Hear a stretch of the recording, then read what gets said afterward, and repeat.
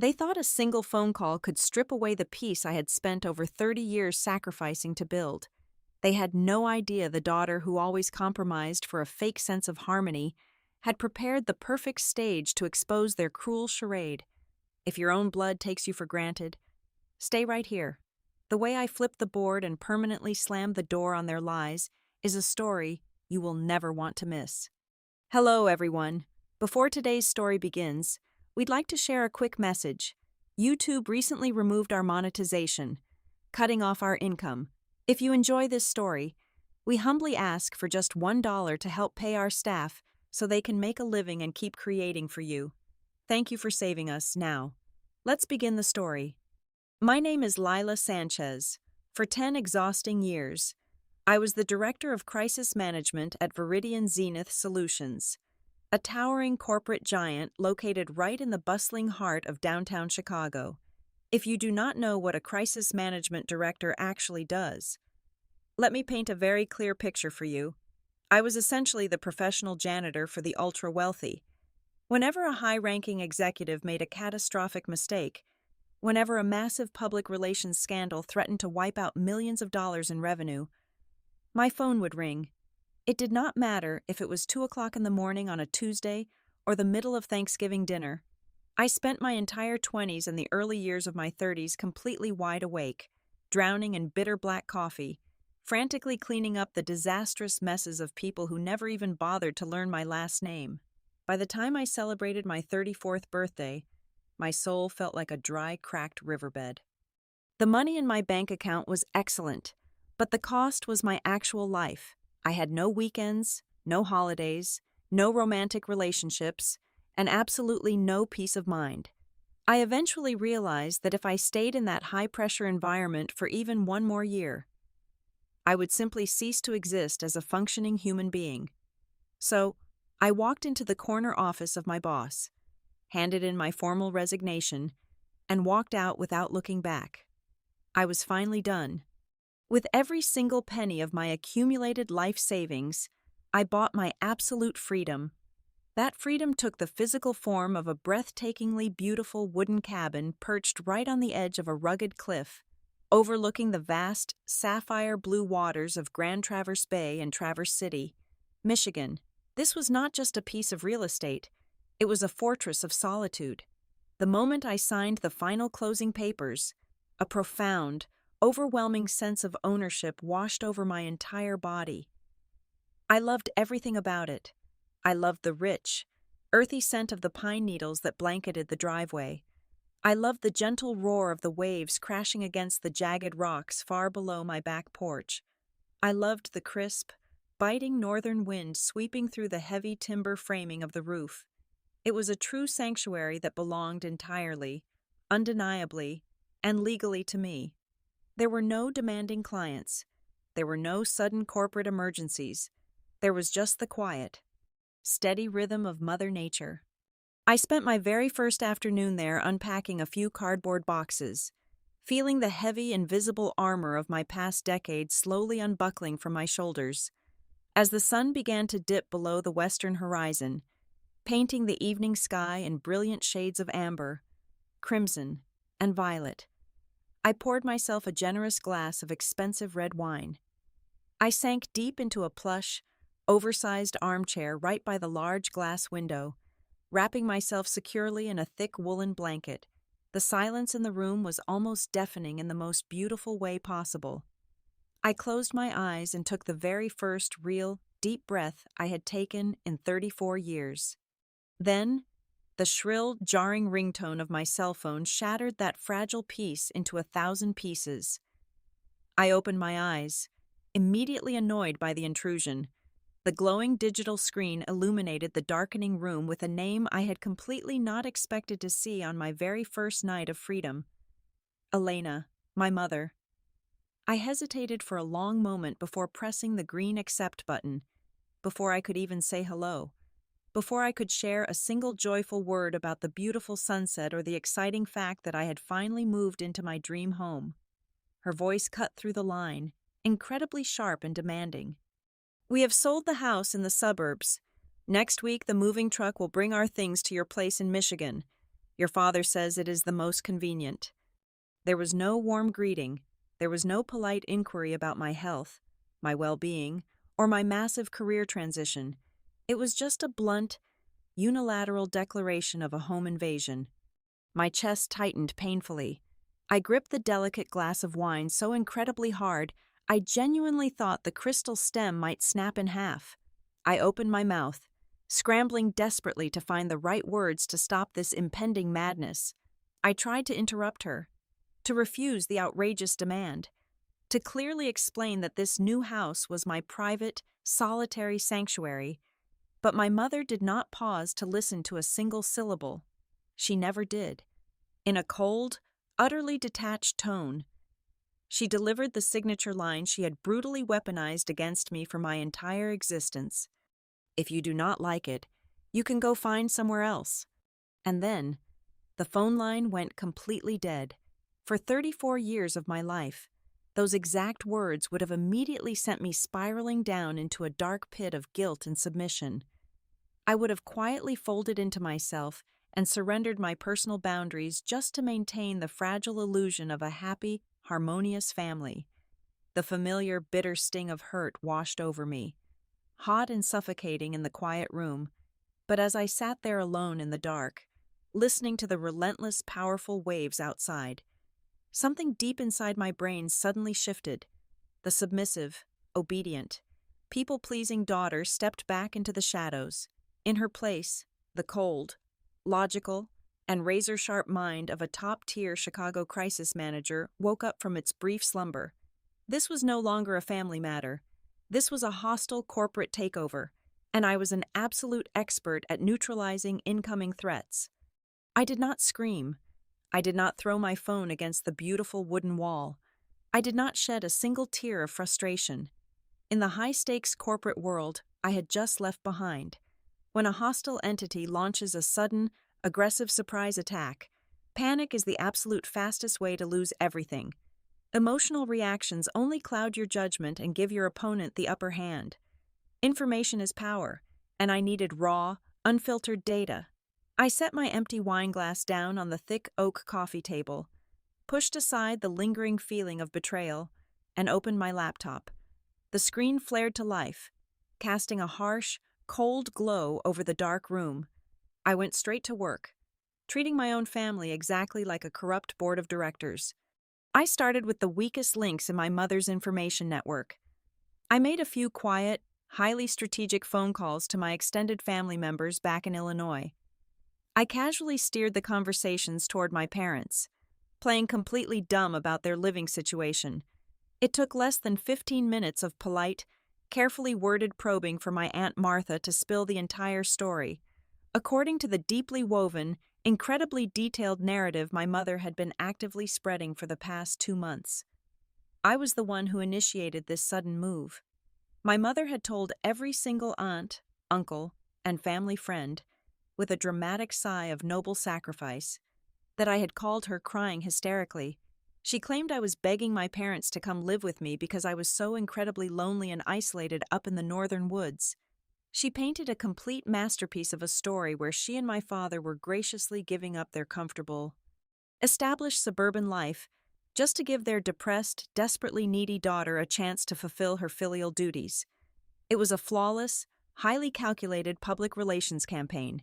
It was entirely designed to make her look like an absolute saint of a mother, and me like a pathetic, emotionally stunted child who simply could not survive on her own.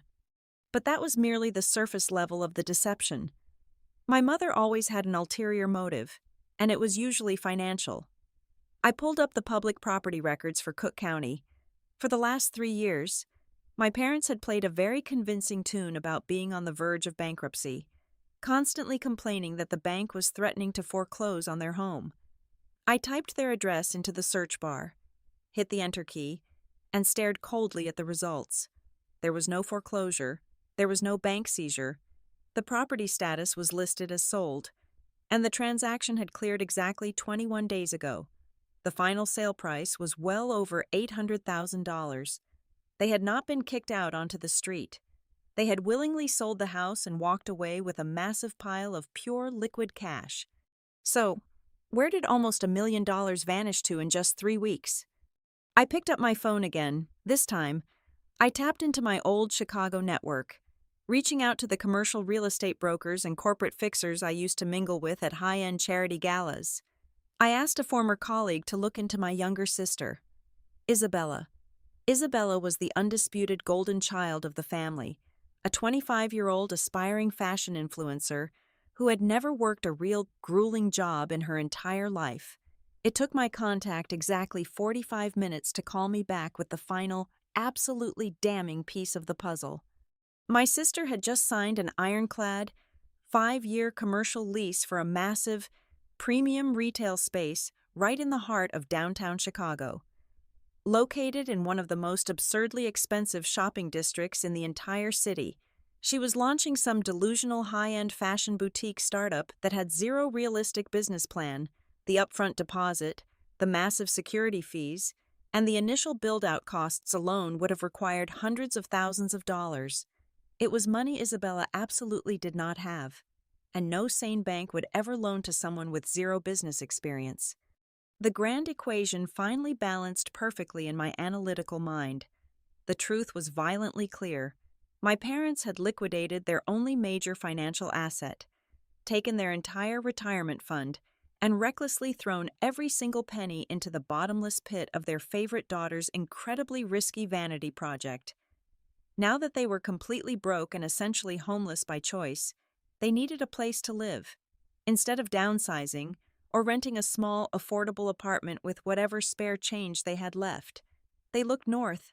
They looked directly at the stable, responsible daughter who had just bought a sprawling, fully paid-off lakeside property. They planned to casually invade my hard-earned sanctuary, claim it as their own free, permanent retirement facility, and use the sheer, suffocating pressure of family obligation to keep me quiet and compliant. My mother was an absolute master of using the crowd to enforce her will. She thrived on social pressure. She knew perfectly well that if she just showed up unannounced with a giant moving truck, bringing the heavy, invisible weight of social expectation with her, the old version of me would have completely caved in. The old me would have forced a painful smile, opened the front door, and quietly given up my master bedroom just to avoid a humiliating, public screaming match in a brand new neighborhood. But the old me was dead. I closed my laptop, the bright screen going completely black, reflecting my own calm, unreadable expression in the dark glass. I knew exactly how to dismantle a clinical narcissist. You do not confront them in private, where they can easily twist the narrative, aggressively play the victim, and systematically gaslight you into doubting your own sanity. You let them build their beautiful, towering house of cards. You let them invite absolutely everyone they know to admire it. And then, you simply wait for the perfect, most devastating moment to pull out the bottom card. I decided right then and there, looking out over the dark, rolling waves of the lake, that I would not expose her lie over a private phone call. I would remain completely silent. I would step aside and let her walk right into the very trap she had spent 2 months meticulously setting up for herself. At exactly 7 o'clock the following morning, I was already behind the wheel of my car, driving straight back down the highway toward the city limits. I did not feel exhausted, and I certainly did not feel heartbroken anymore. I felt entirely focused, operating with a cold, mechanical precision. By 9 o'clock in the morning, I was sitting across a massive mahogany desk from a highly recommended, notoriously ruthless real estate attorney. I told him immediately that I did not want standard legal advice. I wanted to build an absolute, impenetrable legal wall around my life and my property, one that no amount of maternal guilt-tripping or family pressure could ever break down. I slid a thick stack of property ownership documents across the polished wood. I instructed the attorney to completely remove my name as the sole, direct owner of the property. Instead, we legally transferred the entire ownership of the lakeside cabin into a newly established, irrevocable real estate trust. For anyone not familiar with complex property law, an irrevocable trust is exactly what it sounds like. Once the ink dries on the signature line, the terms are locked in stone and cannot be altered, amended, or undone. not even by the very person who created it. We drafted incredibly strict, airtight usage clauses regarding who could step foot on the premises. But I knew I had to go further. I knew my own psychological weaknesses perfectly well. I knew that 34 years of intense emotional conditioning could make me incredibly vulnerable in a moment of extreme face-to-face stress. So, I deliberately tied my own hands behind my back. I hired an aggressive third-party corporate property management firm to act as the legal trustee and co-supervisor of the estate. We wrote a specific, unbreakable clause into the legal framework stating that absolutely no individual could reside on the property rent-free for an extended period without the explicit, unanimous written approval of the external trust board. Essentially, I legally stripped myself of the authority to let my parents move in. Even if my mother somehow managed to make me cry, even if she wore me down until my spirit broke and I surrendered, I literally did not have the legal power to hand her a set of keys. If I tried, the management company would automatically step in, override my decision, and initiate immediate eviction proceedings. I had successfully weaponized the justice system to protect myself from my own blood. By Wednesday afternoon, the legal fortress was fully established. Next, I needed to secure the physical perimeter. I paid thousands of dollars to an independent private security contractor to come out to the cabin. I had his team completely rip out every single traditional deadbolt and keyhole on the property. In their place, they installed heavy military-grade biometric scanners. Unless a person had my exact fingerprints and my specific retinal scan, those solid oak doors were never opening. Furthermore, I had the technicians wire the entire exterior with high-definition, motion-activated security cameras. They were perfectly concealed beneath the wooden eaves of the roof and hidden high up in the dense pine trees lining the long gravel driveway. My peaceful sanctuary was now an actual, functional fortress. While the technicians were drilling into the door frames, my cell phone buzzed incessantly on the kitchen island. It was a relentless barrage of demanding text messages from my sister, Isabella. Make sure you deep clean the master bedroom for Mom and Dad. One message read, do not be selfish. Empty out the biggest closet so they have plenty of space to unpack all their winter coats. Read another. I stood in my brand new, perfectly secure kitchen, reading her incredibly entitled demands. I did not type a single letter in reply. I simply locked the screen and set the phone down, choosing to let them continue to drown in their pathetic, arrogant illusion of total victory. With the defenses fully operational, it was finally time to set the trap. My mother drew all her narcissistic power from the constant validation of her peers. She desperately needed an audience to enforce her twisted version of reality. Therefore, I decided to give her the biggest, most attentive audience she could ever possibly ask for. I spent Thursday evening making a series of very cheerful, highly enthusiastic phone calls. I called Aunt Martha. I called my Uncle Richard. I reached out to Beatrice, the extremely vocal president of my mother's beloved suburban ballroom dance club, along with 5 other core members of her tight-knit social circle. These were the exact same people who had been feeding my mother's ego for the past 2 months, actively listening to her fake, dramatic stories about my desperate pleas for company.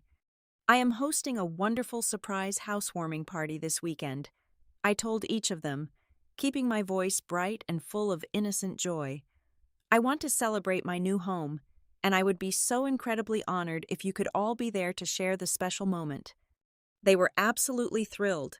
They all eagerly accepted the invitation, loudly praising my hospitality and my beautiful new home. But the true masterpiece of my entire plan was the precise scheduling, based on the standard logistics of long-distance moving companies. I knew the heavy freight truck carrying my parents' belongings was scheduled to arrive at my address at exactly 12 noon on Saturday. Therefore, I clearly instructed all of my carefully selected party guests to arrive precisely at 11 o'clock in the morning. I calculated the timeline perfectly. By the time that massive diesel engine rumbled down my private driveway, my mother's entire loyal audience would be comfortably seated on my front porch, holding expensive drinks, and looking directly at the road. The stage was officially set for the greatest performance of her life. Saturday morning arrived with a blinding, absolute perfection that almost felt meticulously staged by Mother Nature herself. The sky overhead was an uninterrupted canopy of brilliant, cloudless azure, perfectly mirroring the deep, sparkling waters of the bay situated far below the rocky cliff. A gentle, cooling breeze drifted through the towering pine trees, carrying the sweet scent of blooming wildflowers. It was the exact kind of picturesque, peaceful day you would expect to see printed on a glossy real estate brochure. But beneath the tranquil surface of my beautiful new property, an immense, invisible pressure was rapidly building. It felt exactly like the heavy, suffocating silence of the ocean mere seconds before a massive, destructive tsunami violently breaks the surface. Right at 11 o'clock in the morning, the sharp sound of heavy tires crunching rhythmically over the long gravel driveway signaled the arrival of my carefully curated audience. My Aunt Martha was the very first to step out of her vehicle, carrying a massive, overflowing bouquet of vibrant yellow sunflowers. She was quickly followed by Beatrice, the incredibly loud and theatrical president of my mother's dance club, who was carefully balancing 2 expensive bottles of imported red wine in her arms. Within 15 minutes, the entire front porch was absolutely packed with my parents' most loyal friends, my aunts and my uncles. They completely flooded my beautiful wooden deck with cheerful chatter and overwhelming, suffocating praise. "Oh, Lila, you are simply an absolute angel," Aunt Martha gushed loudly, pulling me into a tight, restrictive embrace that smelled strongly of expensive floral perfume. "Your dear mother has been talking for weeks about how desperately you pleaded with them to move in. It is so incredibly rare to see a young woman of your generation so willing to sacrifice her own independence to care for her aging parents. They are truly blessed to have a backup plan like you." Beatrice quickly chimed in, loudly popping the cork on one of the heavy glass wine bottles. "She has been crying tears of joy at the dance studio every single afternoon. She told all of us you were just so unbelievably lonely up here in the isolated woods. Well, you certainly will not be lonely anymore. What a truly generous, beautiful soul you have to give up your master bedroom for them." I did not argue. I did not correct their completely fabricated version of reality. I merely offered a soft, perfectly practiced smile. It was the exact same polite, impenetrable smile I used to give to hostile corporate journalists during a massive, high-stakes company scandal. I gracefully moved through the lively crowd, pouring steaming hot chamomile tea into delicate porcelain cups and handing out tall crystal glasses of ruby red wine, neither confirming nor denying a single word they said. I simply let them continue painting my mother as the grand, benevolent savior of my supposedly miserable life. I let the grand lie expand until it filled the entire porch. The back deck was set up flawlessly for a grand celebration. I had draped the long outdoor dining table in a crisp, white linen tablecloth that fluttered slightly in the wind. There were beautifully arranged platters of fresh summer fruit, expensive artisanal cheeses, and warm, flaky pastries. However, right in the exact dead center of the table, where a traditional floral centerpiece or a decorative fruit bowl should have been sitting, I placed something completely different. It was a thick, heavy black leather folder, securely bound and officially stamped with the bright red wax seal of the downtown law firm. It sat there among the delicate teacups and the sweet pastries like a loaded, highly dangerous weapon resting quietly on a velvet pillow. Several guests glanced at the ominous black folder with mild curiosity, but they were far too caught up in the joyous, festive atmosphere to ask any direct questions. The air grew incredibly warm as the morning progressed, filled with the bright, cheerful sounds of laughter and clinking glasses. Everyone was eagerly looking down the winding driveway, practically buzzing with excited anticipation. Aunt Martha was literally bouncing on her heels, tightly clutching a white lace handkerchief in preparation for the emotional tears she was absolutely certain would fall. They were fully prepared to witness a deeply touching, tear-jerking family reunion, straight out of a classic holiday television movie. They expected tears of profound gratitude.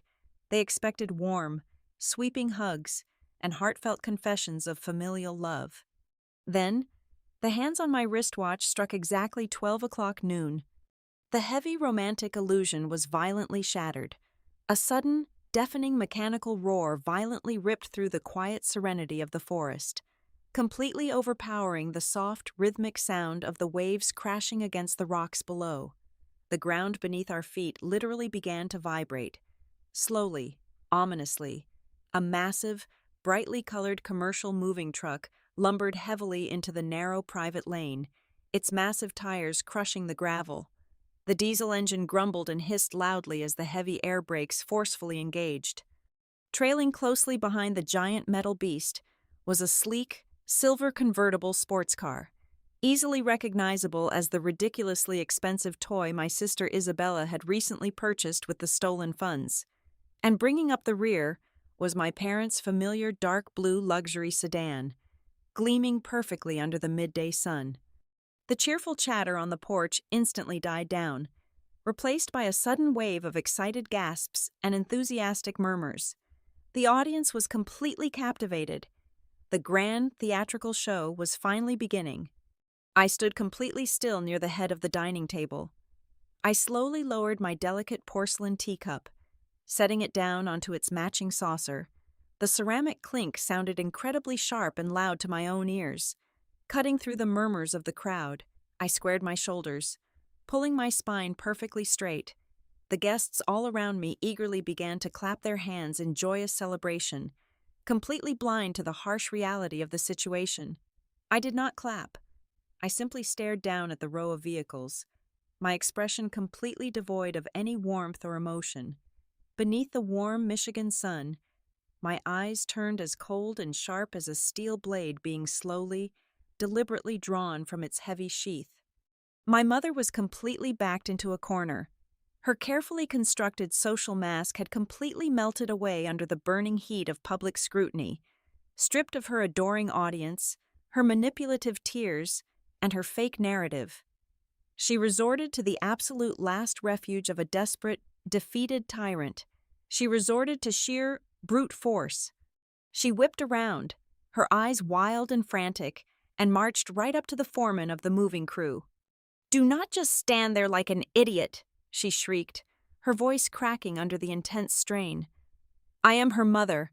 I am paying your hourly rate. I order you to take that heavy oak dresser, march up those stairs, and ram the front door open if you have to. Push everything inside right now. This is my family property." The foreman, a massive man with thick arms and a heavy gray beard, looked incredibly uncomfortable. He glanced up at me, then down at the screaming woman, clearly realizing he had just stepped into the middle of a deeply toxic family war zone. He did not move a single muscle.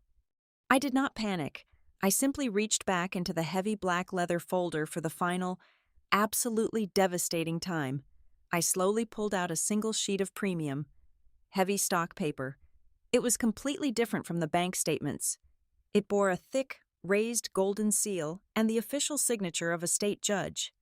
"I would strongly advise you and your crew to stay right where you are," I called out to the foreman, my voice echoing with absolute, unquestionable authority. I held the golden sealed document up for everyone to see. "This is a legally binding certificate of an irrevocable real estate trust. As of 48 hours ago, I am no longer the sole legal owner of this property. It is fully managed and controlled by a highly aggressive corporate third-party trust." I looked down at my mother, who was now staring at the paper as if it were a venomous snake. "Do you understand what that means, Mother?" I asked, my tone dripping with cold, clinical precision. "It means that even if I suffered a moment of incredible weakness right now, even if I actually wanted to let you destroy my life again, I physically and legally do not possess the power to give you a set of keys. There are no metal keys anyway. The doors are secured by biometric scanners. If anyone attempts to force entry, or even leaves a single piece of furniture on this lawn for a prolonged period, the management company is legally obligated to initiate an immediate lawsuit against both you and the moving company for criminal trespassing and property damage." The moving foreman immediately raised both of his hands in the air, physically backing away from the truck. He wanted absolutely nothing to do with a corporate lawsuit. My mother's knees finally gave out. The sheer, Overwhelming reality of her situation came crashing down upon her shoulders. She had no money. She had no home. She had no loyal audience left to manipulate. And she had absolutely no way into my fortress.